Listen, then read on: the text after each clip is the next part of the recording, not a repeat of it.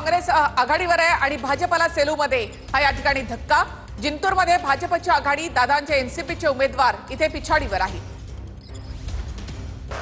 तर सेलूमध्ये काँग्रेस आघाडीवर आणि भाजपला एक मोठा धक्का। इकडे खेडमधून शिंदेच्या शिवसेनेमधून माधवी गुटाला जे आहे ते आघाडीवर असल्याचं पाहायला मिळतंय। माधवी भुटाला जे आहे ते सध्या आघाडीवर आहेत। खेडमधून मागच्या वेळेला मनसेचा उमेदवार जो आहे तो विजयी झालेला होता।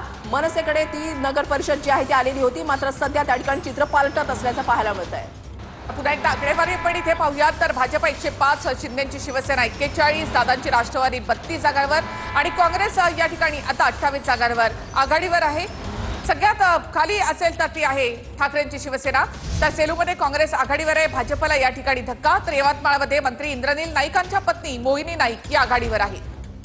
इंद्रनील नाईक यांनी ही निवडणूक जी आहे ती अत्यंत महत्त्वाची आणि प्रतिष्ठेची बनवलेली आहे आणि मोहिनी नाईक त्यांच्या पत्नी ज्यांना या ठिकाणी निवडणुकीच्या रिंगणामध्ये उतरवलेलं आहे त्या सध्या या ठिकाणी आघाडीवर असल्याचं पाहायला मिळतंय। पुन्हा एकदा आकडेवारी आपण या ठिकाणी पाहूयात। भाजप नंबर 1 चा पक्ष या ठिकाणी 105 जागांवर भाजप आहे, शिवसेना 41 आणि राष्ट्रवादी 32 जागांवर। तीनच महायुतीमधले पक्ष या ठिकाणी आपल्याला पाहायला मिळत आहेत।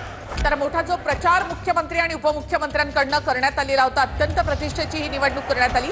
लोकसभा आणि विधानसभेनंतर एक लिटमस टेस्ट म्हणून या निवडणुकांकडे पाहिलं जातंय आणि या लिटमस टेस्टमध्ये महायुती इथे विजयी होताना आपल्याला पाहायला मिळते। मिनी विधानसभा म्हणून या निवडणुकांकडे पाहिलं जातं, मात्र महाविकास आघाडी सपशेल मागे पडल्याचं पाहायला मिळतंय। 30 चा आकडा सुद्धा महाविकास आघाडीमधल्या एकाही पक्षाला, तिन्ही पक्षांपैकी एकाही पक्षाला गाठता आलेला नाहीये। ठाकरेंच्या शिवसेनेची पिछेहाट झाली आहे। नगरपालिकेच्या निकालामध्ये भाजप हा सर्वात मोठा पक्ष ठरलेला आहे, 100चा आकडा पार केला आहे। महायुतीमध्ये शिंदेची शिवसेना ही सध्या दुसऱ्या क्रमांकावर आहे। महाविकास आघाडीमध्ये काँग्रेस सगळ्यात मोठा पक्ष आणि ठाकरेंची शिवसेना 3 नंबरला या ठिकाणी गेलेली आहे।